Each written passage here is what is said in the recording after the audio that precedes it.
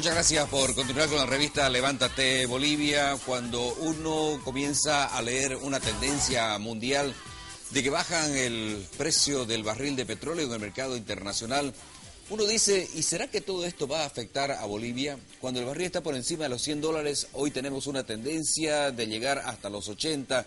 Y esto le vamos a consultar a un hombre que maneja muy bien las cifras, que entiende mucho de la economía de Bolivia, y es el señor José Luis Parada, secretario de Hacienda de la Gobernación. Gracias por estar en la revista Levántate Bolivia. ¿Nos debe preocupar toda esta tendencia a que baje el precio internacional del barril de petróleo?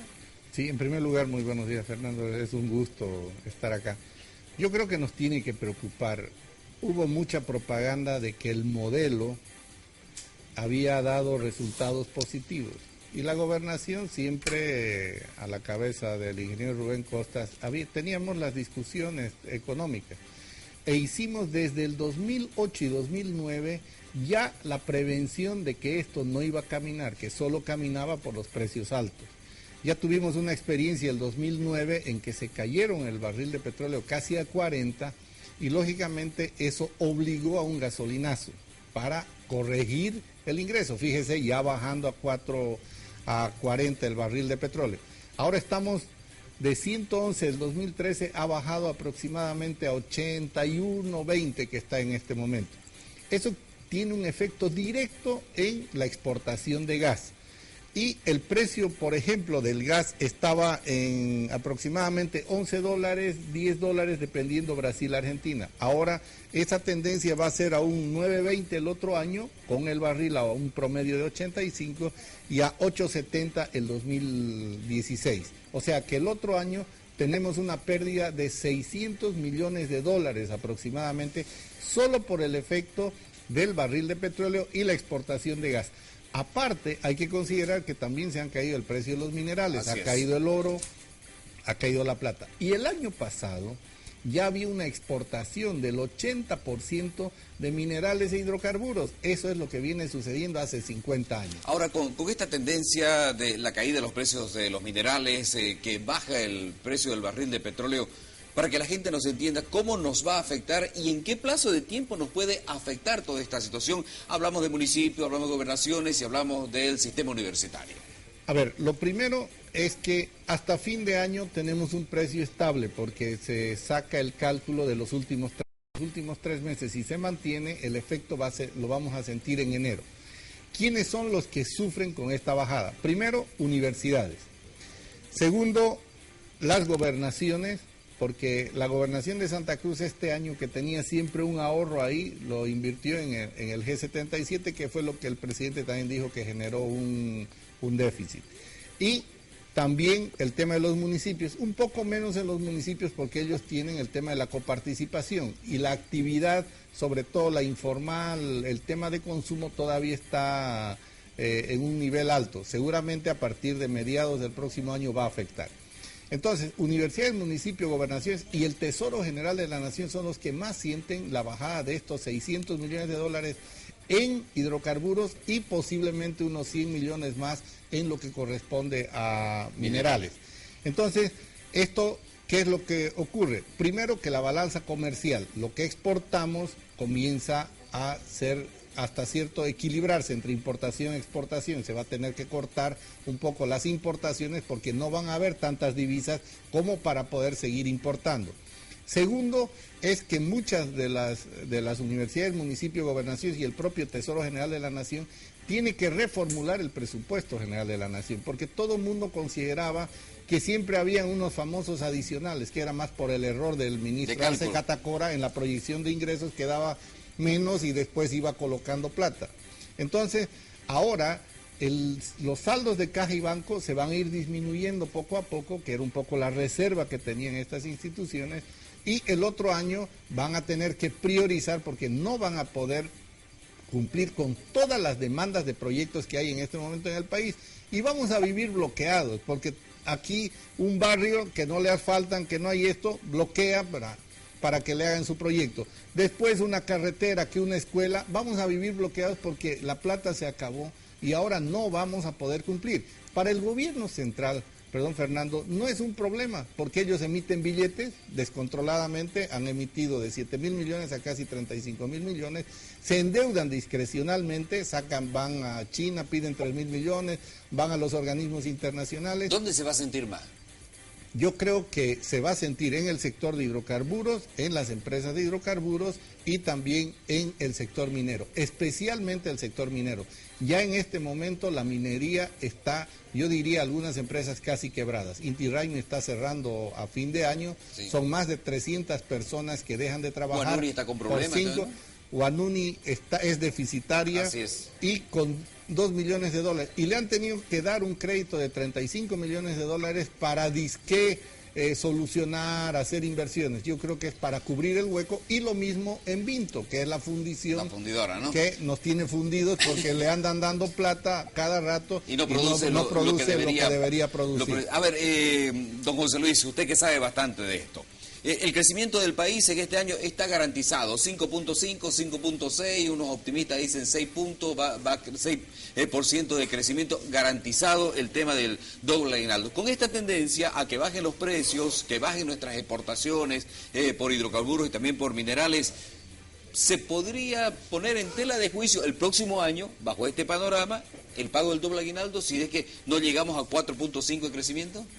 Yo creo que no va a haber doble aguinaldo el siguiente año. Primero porque no es año electoral, así que no hay para qué hacer tanto anuncio. O sea, ya pasan las elecciones, ya pasaron las elecciones y lastimosamente el gobierno en eso hizo mucha propaganda sobre este tema. El otro año, al caer minería y al caer hidrocarburos, usted no va a pasar de un crecimiento de 4%, a no ser que se haga lo que hace siempre, una contabilidad creativa del gobierno que comienza a sacar datos que no son reales. Por ejemplo, el tema de inflación, cuando bajó el componente de los alimentos, que la bajó a la mitad, pero no porque bajó la inflación, sino porque bajaron el componente de alimentos. ¿Son datos inflados del INE? Efectivamente, yo creo que el INE ha perdido mucha credibilidad con relación a sus datos. Primero, en el tema de inflación. Segundo, van 2 años y los datos del Censo de Población y Vivienda no salen hasta el día de hoy.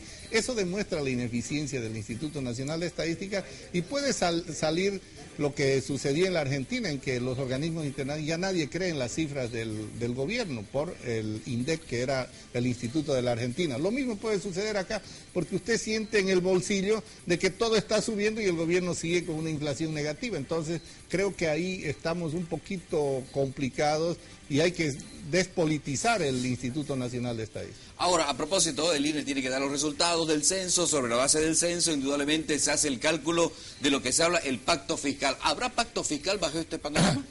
Cuando hay bonanza, nadie habla de pacto fiscal, porque los municipios estaban gastando su plata, las gobernaciones estaban gastando su plata, las universidades no tenían problema, el gobierno tenía de dónde sacar plata, hasta se está comiendo las reservas internacionales netas.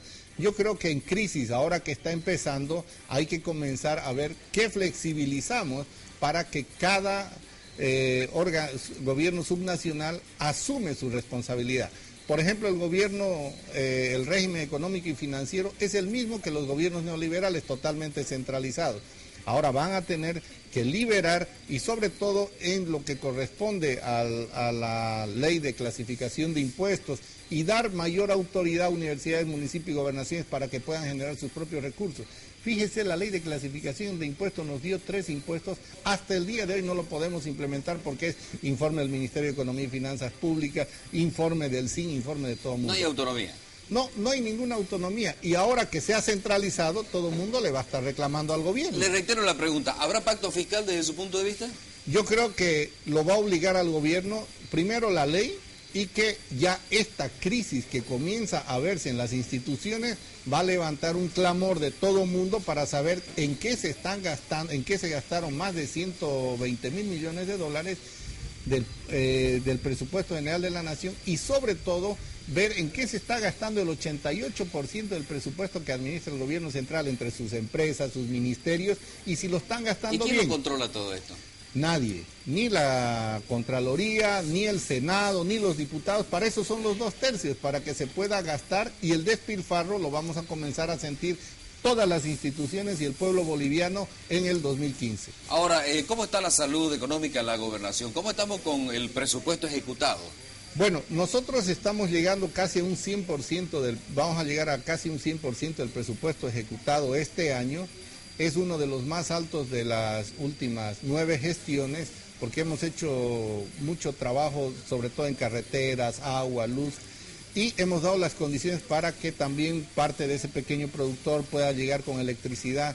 Y hemos hecho un trabajo de administración muy eficiente de la deuda, al revés del gobierno. El gobierno se endeudó el doble. Nosotros la deuda en los 9 años por mejores ingresos bajó 60%, o sea, nuestra deuda bajó 60%, por lo tanto, para estos años de vacas flacas, podemos nosotros emitir bonos para poder pagar los compromisos que hay. Eso sí, vamos a tener que ajustar mucho el presupuesto porque la caída es muy fuerte. Y los saldos que teníamos guardados como una especie de reserva departamental, los invertimos en el tema del G77, más este año atendiendo mucho todo lo que eran las demandas de electrificación, el tema de desayuno escolar. Por lo tanto, a todo mundo nos va a obligar a reformular el presupuesto. La gobernación vamos a tener problemas como las 370 entidades territoriales autónomas porque es muy fuerte la caída del ingreso, pero yo creo que haciendo un ejercicio presupuestario y poniendo racionalidad en las priorizaciones, consideramos nosotros que vamos a poder cumplir. Y esto de que reducimos la deuda en 60% nos permite a nosotros tener la posibilidad de emitir bonos, que está dentro del marco legal, y poder cubrir todos los desfases que se puedan presentar hasta generar las condiciones de unos nuevos ingresos en el departamento. Quiero agradecerle, don José Luis, siempre se quedan muchos temas en el tapete. Cuando uno habla de economía, indudablemente le interesa porque le puede afectar el bolsillo, en cierto momento, así directamente a la persona. Ha sido muy amable. Don Fernando, un gusto. Gracias al secretario de Hacienda de la Gobernación. Hemos tocado varios temas importantes. ¿Qué va a pasar con la economía? No en este año, el próximo año. Se dice que se va a afectar gobernaciones, municipios y el sistema universitario por la caída de los precios internacionales del barril de petróleo.